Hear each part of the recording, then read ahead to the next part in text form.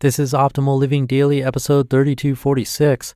What is Stoicism, and how can it turn your life to solid gold? Part 2, by Mr. Money Mustache of MrMoneyMustache.com.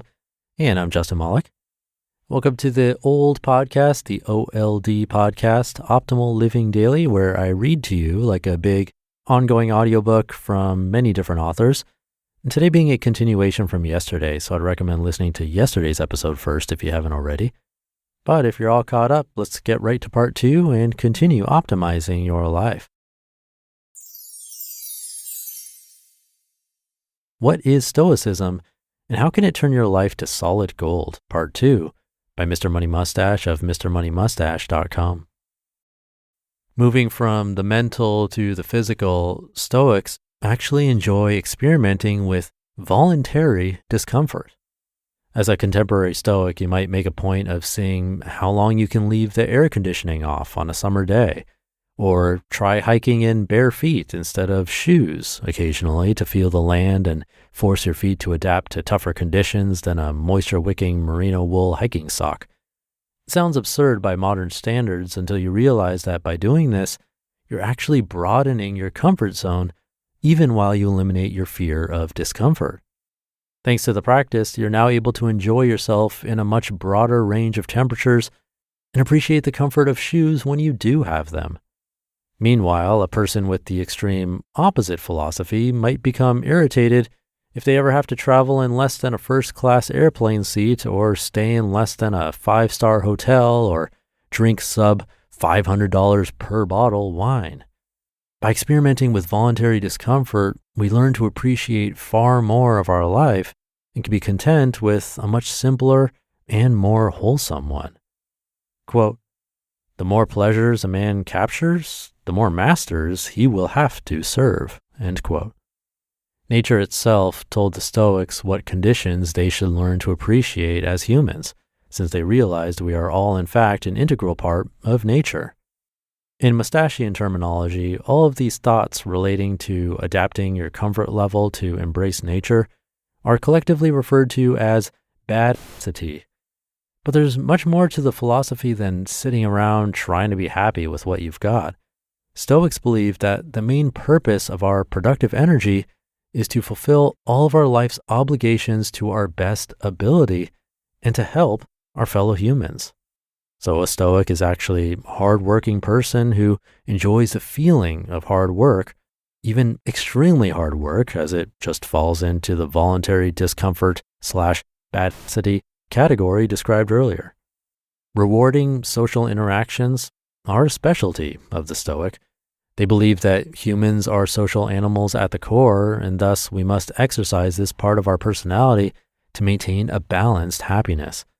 But at the same time, it is not rational to have any interest in fame or social status, since these are fleeting indulgences rather than sources of true happiness. When we encounter insults from other people, we must deal with them with reason rather than anger.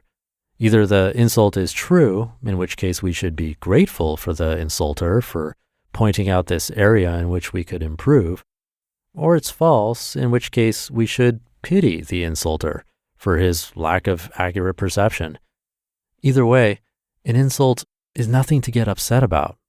In the case of a true fuckwit who not only insults us but manages to commit major injustices to us, the best revenge is simply to live an even better life while refusing to be like that person. I've actually been through a major encounter with one of these, and while my initial anger took over a year to subside, I'm happy to report that I'm now exacting my quote-unquote revenge more thoroughly each day. The core of all of these tricks and techniques is to let reason triumph over your reflexive emotions.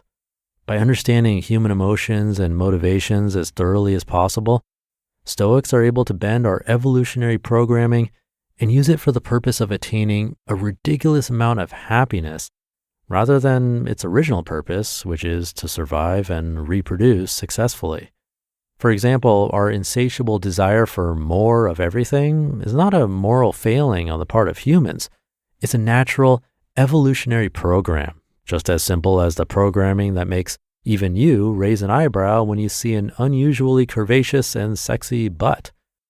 Ancestors of ours who were insatiable and always wanted more mates, more children, more food, more social standing, and more security against predators and enemies were quite simply the ones who got to produce the largest number of surviving children. But while insatiability did historically lead to more children, it does not lead to more happiness in a modern life. For happiness, you have to trick yourself into being happy with the things you've got. Last, in my own miniature summary of Stoicism, I like to point out the difference between pleasure and happiness. An alternative philosophy called hedonism suggests that to have the best life, you simply maximize pleasure. But Stoics reject that, since pleasure is just one dimension of true happiness. Eating cupcakes is pleasurable, as is sleeping in, drinking wine, and watching TV. Higher level pleasures might be had by driving a fancy car for the first few times, receiving compliments from important people, or having millions of people ask for your autograph. But each pleasure very rapidly wears out if overused, and the hedonist is left scrambling desperately higher up the pyramid of earthly pleasures until he runs out of money or health. Meanwhile, by focusing on happiness, the underlying signal delivered by pleasure, the Stoic can make it a much more consistent and tranquil companion in his life. In our society, as well as those thousands of years ago, the Stoics is truly the one who has got it going on. And these days, he ends up becoming much richer as an almost trivial side benefit.